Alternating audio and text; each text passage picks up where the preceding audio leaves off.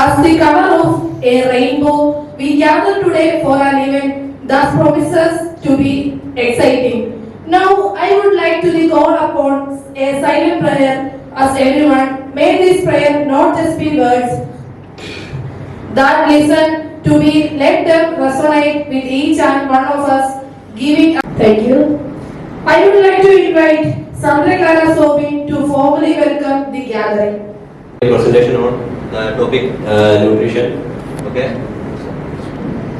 Our content for today is what is nutrition and type of nutrition. Type of nutrition are divided into two categories: macronutrients and micronutrients. And one of the essential nutrients that we need in our life is water. And what is nutrition?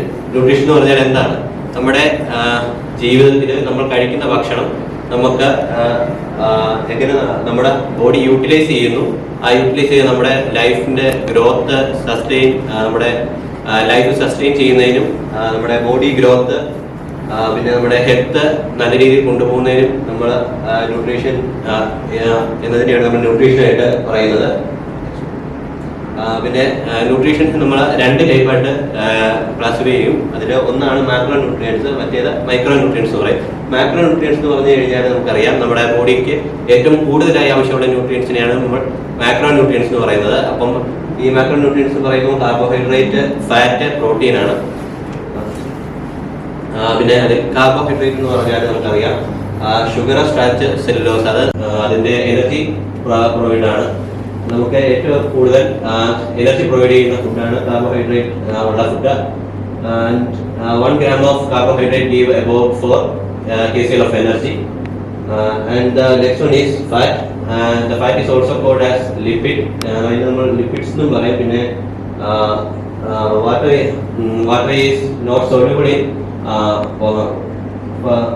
fat is not soluble in water, but it is soluble in non-polar solvents like chloroform and benzene.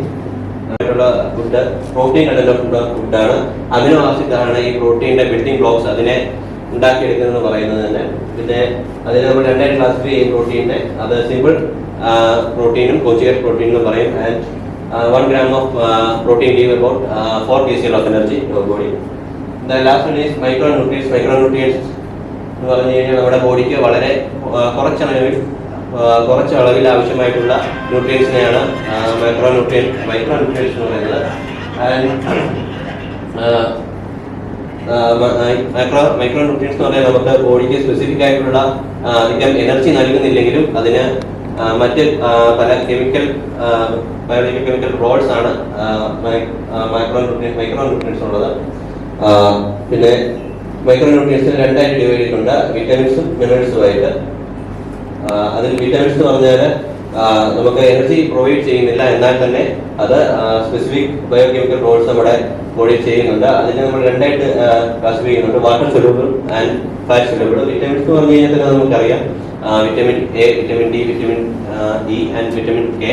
അതെല്ലാം fat soluble, water soluble vitamin ആണ്. And fat soluble എന്ന് പറയുന്നത് നമ്മൾ B vitamins എന്ന് പറയും, vitamin B1, B2 etcetera. And the next one is minerals. Minerals എന്ന് പറഞ്ഞു കഴിഞ്ഞാൽ inorganic compounds which leaves ash as a residue in our body. നമ്മൾ കഴിക്കുന്ന ഭക്ഷണത്തിൽ നിന്ന് മിനറൽസ് എടുത്തു കഴിഞ്ഞിട്ട് അതിനെ വീണ്ടും നമ്മുടെ ബോഡിയിലേക്ക് ആഷ് റെസിഡ്യൂ ആയിട്ട് നിക്ഷേപിക്കുന്നതിനാണ് നമ്മൾ മിനറൽസ് എന്ന് പറയുന്നത്. അതിനെ നമ്മൾ രണ്ടായിട്ട് മിനറൽസ് നമ്മൾ ക്ലാസിഫൈ ചെയ്യും. അത് macro minerals and micro minerals എന്നായിട്ട് വരും. Last one is water. നമുക്കറിയാം വാട്ടർ എസെൻഷ്യൽ ന്യൂട്രിയൻസ് ആയിട്ടാണ് നമ്മൾ പറയുന്നത്. അത് നമ്മൾ ബോഡിക്ക് വേണ്ടി ഹൈഡ്രേഷൻ, ഡൈജഷൻ ആൻഡ് ബോഡി ഫങ്ഷന് വേണ്ടി വാട്ടർ ഉപയോഗിക്കും. Thank you. വിദ്യാർത്ഥികൾ പ്രിയപ്പെട്ടത് വളരെ സന്തോഷമുണ്ട്. കാരണം രാവിലെ നല്ല ഒരു പ്രസന്റേഷൻ, ഞങ്ങൾക്ക് അറിയാൻ മേലാത്ത ഒരു കാര്യങ്ങളിൽ നിങ്ങൾ പ്രസന്റേഷൻ നടത്തി.